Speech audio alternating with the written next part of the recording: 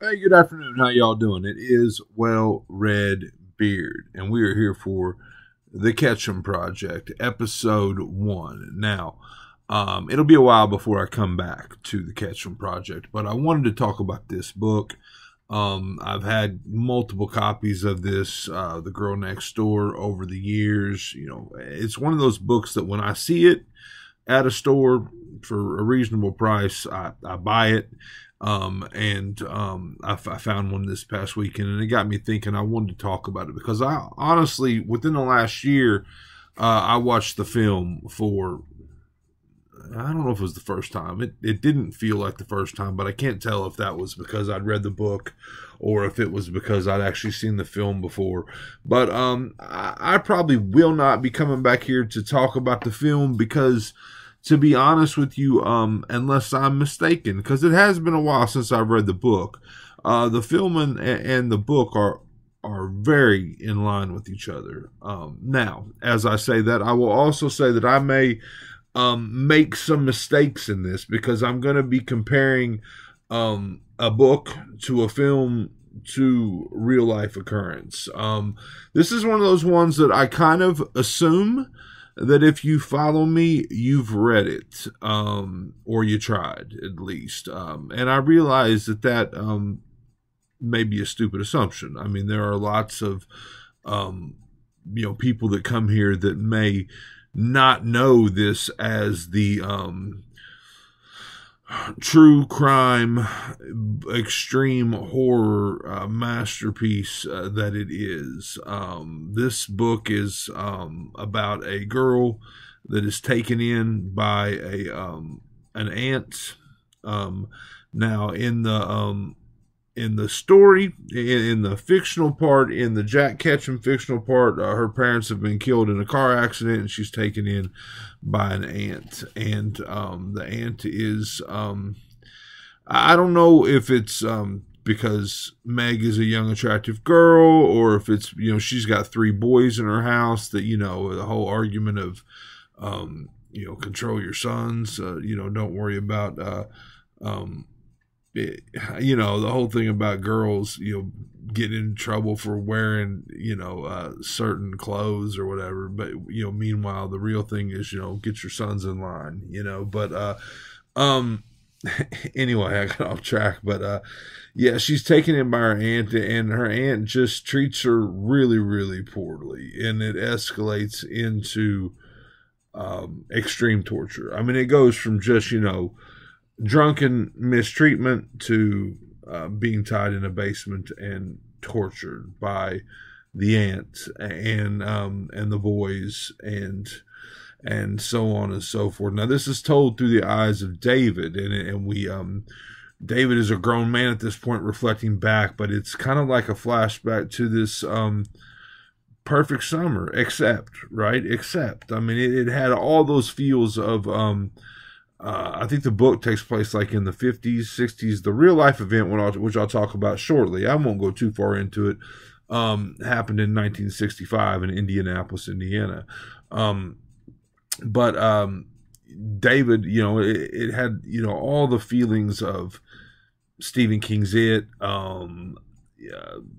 McCammon's Boy's Life, as far as that summer, that, summer feel, bike rides and adventure and, catching crawfish in the creek and carnivals, and it had all that magic, but the horror was so much more, I don't know, so much more real, so much more effective, so much more painful than a clown in a sewer, or or whatever. I mean, it just, this book really hit me, and I think it hits everybody. And I think when you find out that it's a true story, it hits even harder.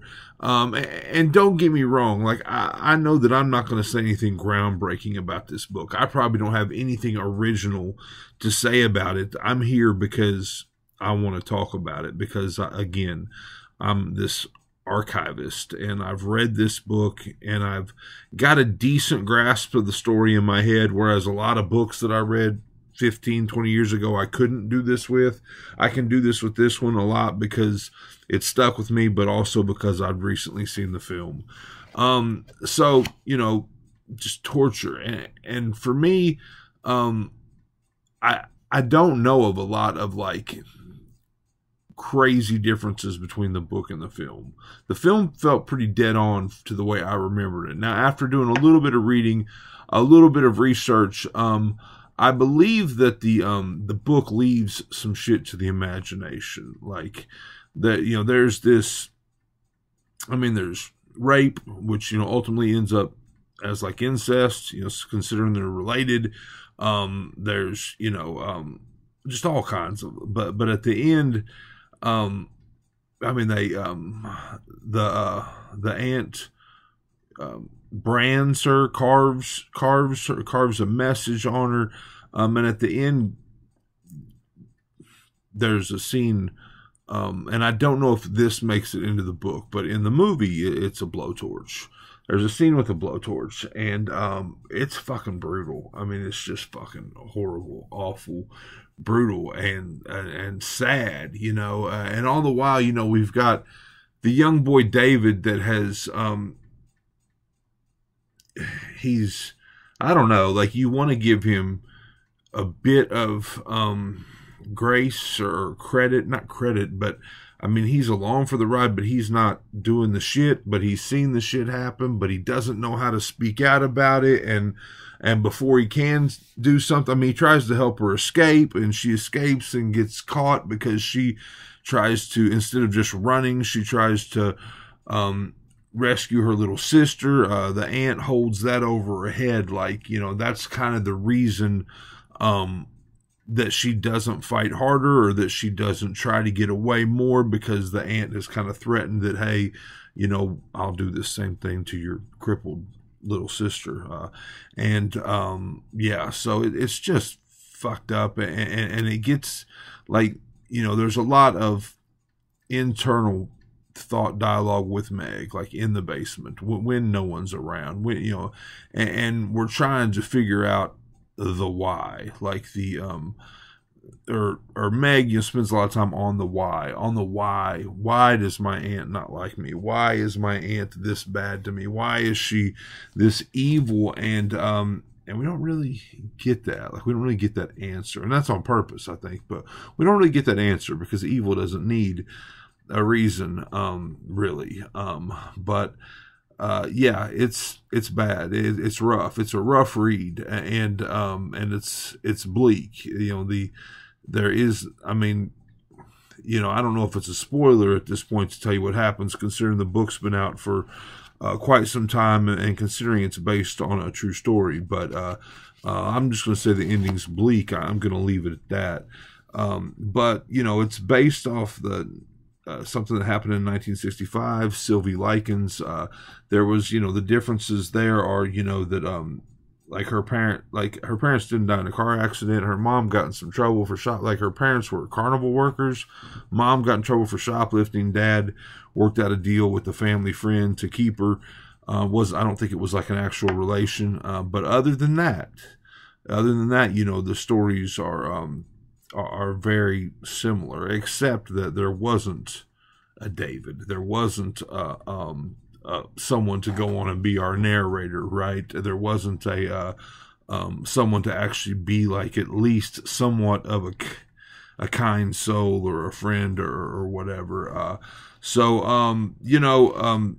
Jack Ketchum's writing in this is ridiculous. I was reading a lot of leisure horror books at the time, and I was reading a lot of Richard Lehman. I might have done some Simon Clark, maybe. I mean, I kind of read multiple authors. I mean, the one that really sticks with me though is Richard Lehman, because I read a bunch of his books, and they're quality horror books, but then I read this, then I found this, and I'm not really gonna say that. I mean, I believe that Ketchum is probably the most, superior horror author of that time, of that, because it kind of felt like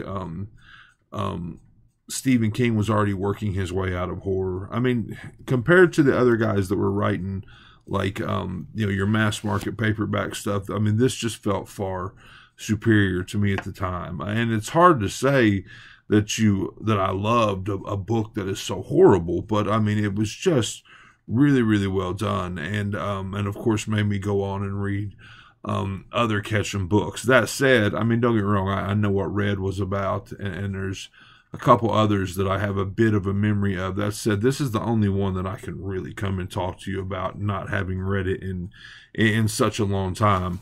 But yeah, it's dark, it's brutal. I mean, I think it's must read because I'm not saying this is like the original extreme horror novel. I'm sure there were tons of extreme books before it, but it really kind of for me, it's definitely going to be like a must-have, a must-read, or a must-experience for any extreme horror fan, anyone that again, I can't even say likes that type of stuff, but I would say it's probably the penultimate like torture horror book, and I've read some other torture horror books here recently, but this one's probably the centerpiece or the must read of anything like that. And again, the fact that it's based on a true story makes it even I think even more difficult. But it's a wonderful book. It's in my top horror books. I mean, I don't know where, somewhere probably between 5 and 20. I've read a lot of horror books, but it's in my top 20 for sure. I mean, it's a 5-star read all the way through. So I mean, painful, but 5-star read.